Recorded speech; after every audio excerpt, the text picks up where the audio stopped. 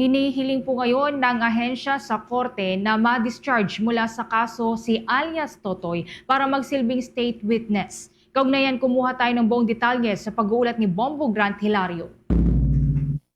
Planong hilingin ngayon ng Department of Justice o DOJ sa isang korte sa lungsod ng Maynila na ma-discharge mula sa kinakarap na kaso ang lumantad na testigong si alias Totoy o Julie Dondon Patidongan. Ayon sa kasalukuyang kalihim ng kagawaran na si Secretary Jesus Crispin Remulla, hihilingin ng DOJ sa Manila Regional Trial Court na maabsuelto si Patidongan sa kasong isinampa laban sa kanya. Nahaharap kasi si alias Totoy at ilan pang mga kasama sa kasong kidnapping at serious illegal detention kaugnay sa isyu ng pagkawala ng mga sabongero ilang taon ang nakalilipas. Sa darating na Miyerkules, bukas ika-20 ng Agosto ay nakatakdang ipagpatuloy muli ng Manila Regional Trial Court ang pagdinig sa mga kasong kinakarap ng naturang testigo. Paliwanag naman ni Justice Secretary Remulla kung bakit kailangan pang hilingin na ma-discharge ito. Ani ay upang magsilbing state witness si Patidongan. Habang sinabi pa ng naturang kalihim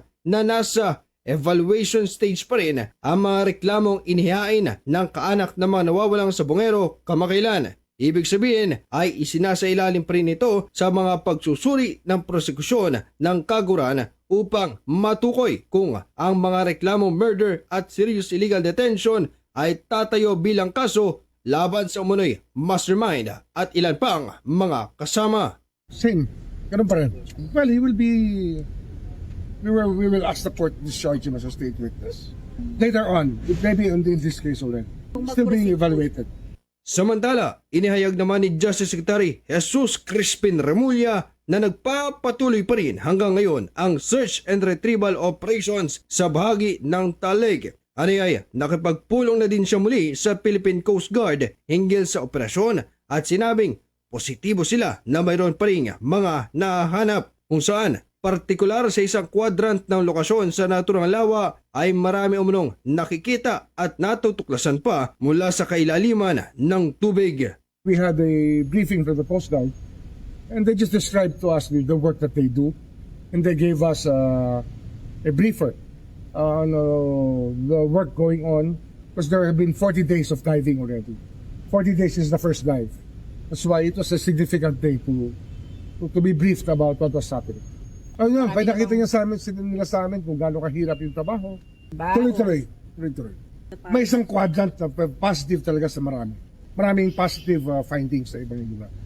Maalala na nitong mga nakaraan ay na-recover ng Philippine Coast Guard ang ilang sako mula sa lawa ng Taal na iahon mula sa ilalim ng tubig ang mga buto ng tao na kung tumugma man sa DNA ng isa sa mga nawawalang sabongero ay posibleng makatulong sa pagpapalakas ng kaso ayon sa Department of Justice. Sa kasalukuyan ay nagpapatuloy pa rin ang investigasyon ng kagawaran, katuwang ang ilan pang mga ahensya ng gobyerno sa pagresolba ng issue o kaso ng pagkawala ng mga sabongero. Mula dito sa Department of Justice, ito si Bombo Grant Hilario, and this is Bombo Radio Philippines, the #1 and most trusted source of news and information. Bast Radio Bombo. For the most trusted source of news and information, visit our website at www.bomboradio.com. Follow us on Bombo Radio mobile app, Facebook, YouTube, TikTok, and X, formerly Twitter. Like, share, and stay connected. Anytime, anywhere.